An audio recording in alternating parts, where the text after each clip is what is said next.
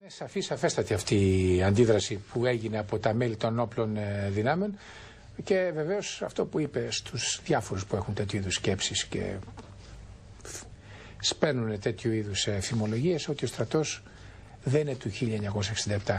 Είναι του 2001. Καλησπερίζω τον κύριο Δημήτρη Πανταζόπουλο, πρόεδρο του του 2011, πρόεδρο του Συνδέσμου Αποστράτων του Στρατού. Στρατηγέ, καλησπέρα, τι κάνετε? Καλησπέρα κύριε Τέρανες, τι κάνεις? Είμαι καλά, θα ήθελα το σχόλιο σας σε σχέση με αυτό το έλλειμμα της εθνικής κυριαρχίας πλέον που έχουμε καραμπινάτα και με το μεσοπρόθεσμο και τον εφαρμοστικό, αλλά και κατά δήλωση του κυρίου Γιουνκέρ. Λοιπόν, όπως θα διαβάσετε, θα ακούσετε κλπ. Ότι ο πρόεδρος της Ευρωζώνης, ο κύριος Γιούγκερ, αναφερόμενος στα οικονομικά προβλήματα κατά της Ελλάδος, είπε ότι η εθνική κυριαρχία, προσέξτε Τέρενς, της Ελλάδος θα περιοριστεί σημαντικά. Το είπαμε αυτό. Μάλιστα. Την αναφορά λοιπόν αυτή έχουν κάνει και ορισμένοι ταγοί της ελληνικής πολιτείας υπόψη, μεταξύ των οποίων και ο νυν πρωθυπουργός ο Γιώργος Παπανδρέου. Σωστό. Όμως, αποφεύγουν να διευκρινίσουν τι περιλαμβάνει αυτή η απώλεια της εθνικής κυριαρχίας, το οποίο είναι πάρα πολύ σημαντικό. Σύμφωνα λοιπόν με τα γεωστρατηγικά δεδομένα, η απώλεια της εθνικής κυριαρχίας μιας χώρας συντελείται με ένοπλη κατάκτηση, με παραχώρηση και με ξεπούλημα των εδαφικών και άλλων δικαιωμάτων εθνικών. Στο σημερινό παγκόσμιο γίγνεσθε η ένοπλη κατάκτηση της εθνικής κυριαρχίας είναι δύσκολο να γίνει. Η παραχώρηση όμως και το ξεπούλημα της κυριαρχίας είναι εφικτή με πολιτικο-οικονομικούς τρόπους.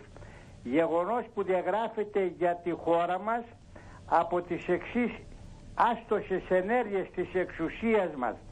Πρώτον, η Ελλάδα έχει συνυπογράψει, αγαπητέ Τέρενς, τη συνθήκη της Μανδρίτης, της οποίας αναγνωρίζονται, προσέξτε, ζωτικά συμφέροντα της Τουρκίας στο Αιγαίο.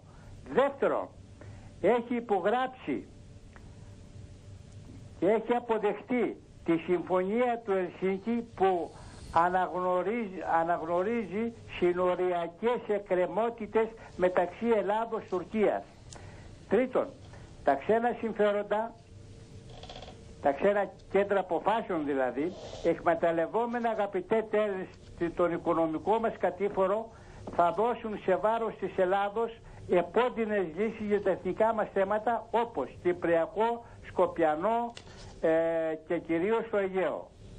Αυτό που μου λέτε δηλαδή, στρατηγία, από ό,τι καταλαβαίνω, είναι ότι εντάξει, ο Γιουνκέρ λέει αυτά τα οποία λέει, τα οποία είναι πιο πολύ σε οικονομικό, πολιτικό επίπεδο, αλλά μου λέτε εσείς ότι η συνέχεια, κάτι που το έχει πει και η κυρία Λέκα Παπαρίγα, είναι ότι η συνέχεια είναι το ότι κρύβεται κάτω από την επιφάνεια της θάλασσας, στο παγόβουνο, και που είναι τα εθνικά μας θέματα. Αυτό μου λέτε τώρα. Ακριβώς αυτό σας λέω, κύριε Κουίτ, και αυτό είναι το σοβαρότερο. Ήδη με το δεύτερο μνημόνιο, προσέξανε και την καλοσύνη, ζητούν την αξιοποίηση, δηλαδή το ξεπούλημα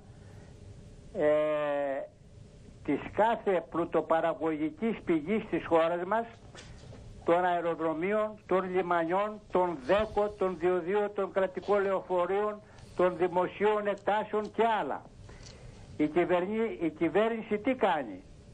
Αφού συνέβαλε με τους αδέξιους χειρισμούς στην κρίση, επιφορτίζει τους Έλληνες με τα σκληρά μέτρα που επιβάλλει η Τρόικα και το Διεθνές Νομισματικό Ταμείο. Αγαπητέ Τέρενς, οι απόστατοι, όπως και το μεγαλύτερο μέρος των Ελλήνων, έχουν απαγοητευτεί από τη ζωφερή αυτή κατάσταση της χώρας μας, διαμαρτύρονται και καταγγέλουν τους υπέτειους και ζητούν την κινητοποίηση διαδικασίας για να σταλούν στη φυλακή. Θα ήθελα να προσθέσω ακόμη, με άλλα λόγια, έχουμε οικονομική κατοχή που είναι χειρότερη της στρατιωτικής, αγαπητέ Τέρενς, διότι η στρατιωτική πολεμιέται. Παίρνει ο λαός που είναι κατεκτημένος στα όπλα και πολεμάει. Δυστυχώς την οικονομική που έχουμε τώρα κατοχή της Τρόικα, Διεθνούς Νομισματικού Ταμείου και όλων των ξένων συμφερόντων κλπ. Δεν πολεμιέται εύκολα. Είναι πάρα πολύ δύσκολα. Θα μείνουμε εδώ. Στρατηγέ, ευχαριστώ πολύ. Τάσο, θέλω να μείνουμε σε αυτό το τελευταίο το οποίο είπε ο κύριος Πανταζόπουλος. Και νομίζω ότι έθεσε ένα πάρα πολύ σημαντικό θέμα. Η στρατιωτική κατοχή πολεμιέται με όπλα. Η οικονομική κατοχή και έτσι όπως μας την έχει επιβάλει η Τρόικα, πώς πολεμιέται, Τάσο? Εγώ θα το παρομοιάσω μια ασθένεια που τρώει το σαράκι που λένε ο λαός, ξέρετε. Είναι αυτό το πράγμα. Δηλαδή τρώει εσωτερικά όλο το κράτος, το έθνος, τη συνοχή του, τον κοινωνικό του ιστό και τελικά θα μείνουμε νομίζω στο τέλος ένα κουφάρι χωρίς περιεχόμενο.